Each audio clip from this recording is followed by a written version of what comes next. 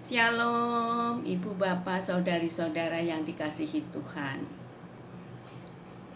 Ketika Anda dan saya, atau saya saja deh ya, ketika saya membaca, mendengar firman Tuhan, tentunya saya ingin mewujud nyatakan atau melakukan firman itu, bukan hanya untuk diri saya sendiri.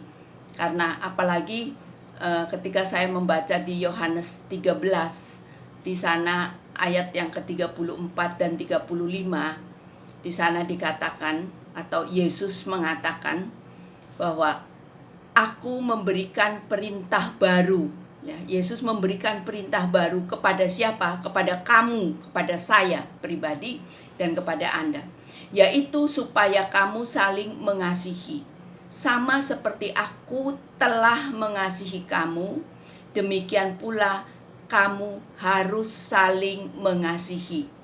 Di ayat yang ke-34 ini saya merenungkan bahwa saya harus saling mengasihi dengan saudara-saudara di dalam satu komunitas karena saya telah lebih dulu menerima kasih dari Tuhan Yesus.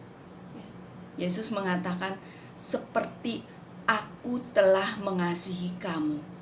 Jadi saya lebih dulu menerima kasih dari Yesus, maka saya harus dikatakan harus saling mengasihi.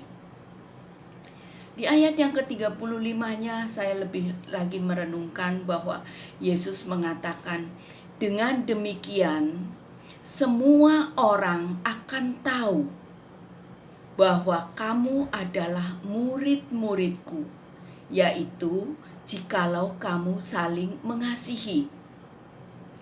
Di sini saya renungkan, Yesus menghendaki bukan hanya saya saling mengasihi di dalam satu komunitas, tetapi Yesus menghendaki semua orang tahu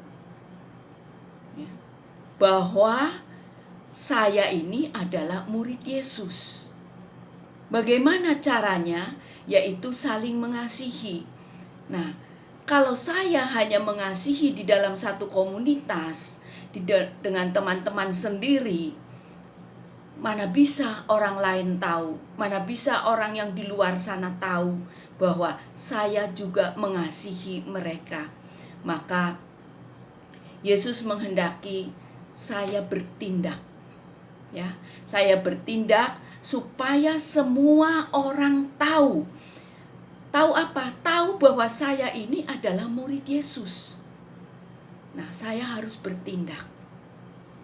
Melakukan sesuatu yang orang di luar sana, orang di luar komunitas saya, akhirnya mengerti atas tindakan atau atas perlakuan saya, bahwa dia melihat, oh, dia murid Yesus. Ya, jadi orang luar harus tahu. Nah, suatu kali dengan ayat ini saya pernah melakukan di kira-kira tahun 96 ya, kalau nggak salah, awal-awal 96. Itu ibu mertua saya sakit. Dibawa ke rumah sakit. Waktu itu saya tinggal di Pulau Gebang, dan dia maunya di rumah sakit pemerintah karena suaminya kan pensiunan dari Angkatan Darat ya, bukannya tentara tapi sipil, di Angkatan Darat sipil ya, nggak tahu kerjanya apa, saya juga nggak ngerti. Jadi dia mau pakai asuransi dari suaminya, harus rumah sakit pemerintah yang dekat Pulau Gebang, yaitu Rumah Sakit Persahabatan di Rawamangun. Akhirnya ibu mertua saya dibawa ke sana. Nah, ketika di rumah sakit itu banyak sekali pasien. Ya mohon maaf ya, waktu itu rumah sakitnya nggak sebagus sekarang ya, nggak sebagus sekarang. Pokoknya kurang bagus lah begitu. Dan kebanyakan juga orang-orang yang tentunya yang kalau sekarang ini BPJS gitu ya, jadi bayarnya murah gitu kan. Nah, mertua saya tinggal di sana satu kamar berempat. Ketika saya mendoakan mertua saya di kamar itu, saya lihat teman-temannya yang di kamar itu yang bertiga semuanya ya seperti orang-orang yang sederhana lah ya, sama seperti saya juga, keluarga sederhana. Saya datangi satu persatu, saya ajak ngobrol, sakit apa, lalu saya juga bertanya, maukah didoakan gitu kan. Ya adalah 1-2 orang yang ragu-ragu gitu kan. Ya gak apa-apa, saya bilang, ibu doa cara ibu sendiri, saya doa cara saya doa kepada Tuhan Yesus, saya bilang begitu ya.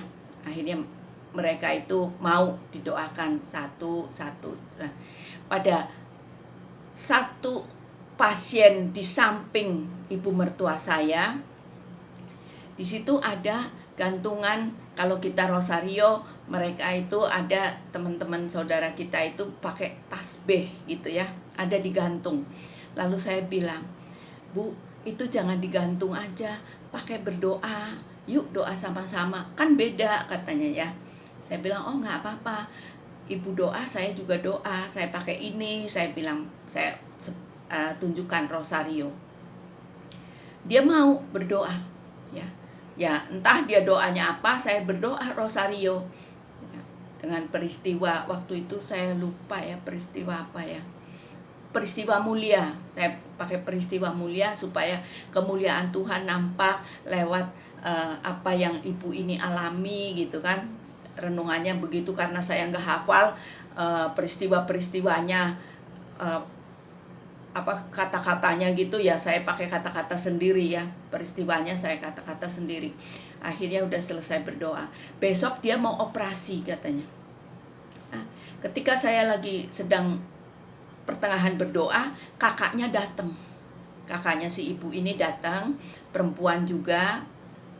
Lalu dia dengerin sampai selesai doa, kemudian besoknya mau operasi. Nah, ketika saya besok paginya datang lagi ke rumah sakit mau besuk mertua saya,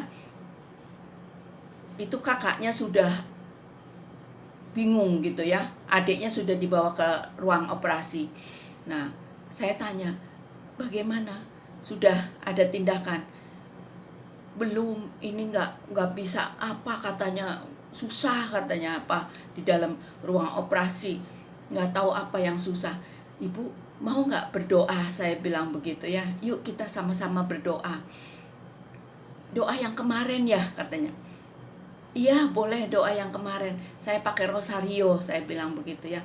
Itu doa apa sih? Saya bilang, saya doa minta mohon Bunda Maria. Kamu kan tahu Siti Mariam, saya bilang begitu. Saya berdoa mohon Bunda Maria mendoakan agar boleh lancar semuanya, berjalan baik, saya bilang begitu. Lalu kami berdoa bersama-sama. Entah dia doanya apa, saya juga doanya kepada Bunda Maria gitu kan, minta tolong pada Bunda Maria. Di tengah-tengah peristiwa yang ketiga, di tengah peristiwa yang ketiga, susternya keluar dan dia bilang, Ibu tadi berdoa ya katanya gitu ya, sama kakaknya itu yang iya. Waduh, benar-benar Bu, udah beres Bu, udah beres katanya gitu ya. Lalu ibu itu bilang, ini loh saya diajakin doa sama ibu ini, dia bilang begitu. Dia pakai ini namanya apa Bu? Saya bilang rosario. Ibu apa sih agamanya? Saya bilang saya Katolik, Kristen Katolik, saya bilang begitu. Oh itu yang Tuhannya itu ya yang disalib ya katanya. Ya saya bilang iya itu Tuhan Yesus, saya bilang begitu. Oh iya saya mengerti gitu. Ya udah akhirnya ibu itu memberikan peluk cium kepada saya dan mengatakan, Ibu terus doakan ya adik saya biar bisa sembuh. Iya Bu, saya doakan. Ya, saya bilang begitu. Nah di sini saya merasakan semua orang harus tahu Ya, harus tahu bahwa saya ini murid Yesus. Mau peduli, mau berdoa bersama meskipun agamanya beda. Dan ternyata dua agama yang berbeda bersatu, berdoa bersama, kuasa Tuhan bekerja luar biasa. Adiknya kemudian sudah masih di ruang recovery ya, jadi belum ke ruang pasien.